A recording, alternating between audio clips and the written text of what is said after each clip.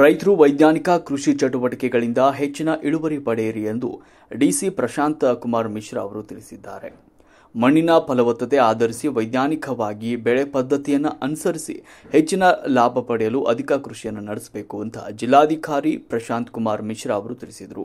ಬಳ್ಳಾರಿಯ ಜಿಲ್ಲಾ ವಾಣಿಜ್ಯ ಮತ್ತು ಕೈಗಾರಿಕಾ ಸಂಸ್ಥೆಯವರ ನೇತೃತ್ವದಲ್ಲಿ ಬಳ್ಳಾರಿ ಜಿಲ್ಲಾಡಳಿತ, ಜಿಲ್ಲಾ ಪಂಚಾಯತ್, ಕೃಷಿ ಮತ್ತು ತೋಟಗಾರಿಕೆ ಇಲಾಖೆ, ಜಿಲ್ಲಾ ಕಾಟನ್ ಅಸೋಸಿಯೇಷನ್, ಕರ್ನಾಟಕ ರಾಜ್ಯ ಕೃಷಿ ಪರಿಕರ ಮಾರಾಟಗಾರರ ಸಂಘ, ಜಿಲ್ಲಾ ಬಳ್ಳಾರಿ ಎಪಿಎಂಸಿ ವರ್ತಕರ ಸಂಘ ಮತ್ತು ಹತ್ತಿ ಬೆಳೆಯುವ ರೈತರ ಸಂಘ ಇವರ ಸಂಯುಕ್ತ ಆಶ್ರಯದಲ್ಲಿ ಕಾರ್ಯಕ್ರಮ ನಡೆಯಿತು.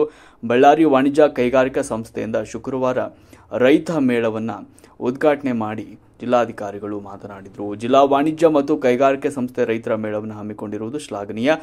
ಈ ವಿಚಾರ ಹತ್ತಿ ಬೆಳೆ ಬಗ್ಗೆ ಈ ಮೇಳವನ್ನು ಏರ್ಪಡಿಸಿದೆ. ಯಶಸ್ವಿಗೊಳಿಸಲು ಶ್ರಮಿಸಿದ ಎಲ್ಲರಿಗೂ ಕೂಡ ಹೃತ್ಪೂರ್ವಕ ಧನ್ಯವಾದಗಳನ್ನು ತಿಳಿಸಿದರು. ಈ ಮೇಳವು ಒಂದು ಅರ್ಥಪೂರ್ಣವಾದ ಕಾರ್ಯಕ್ರಮವಾಗಿದೆ ಅಂತ ಹೇಳಿದರು. ಬಳ್ಳಾರಿ ಜಿಲ್ಲೆ ಮತ್ತು ಕೈಗಾರಿಕಾ ಸಂಸ್ಥೆ ಅಧ್ಯಕ್ಷರಾದ ಯಶವಂತ ನಾಗರೆಡ್ಡಿ ಅವರು ಕೂಡ ಪ್ರಾಸ್ತಾವಿಕವಾಗಿ ಮಾತನಾಡಿದರು.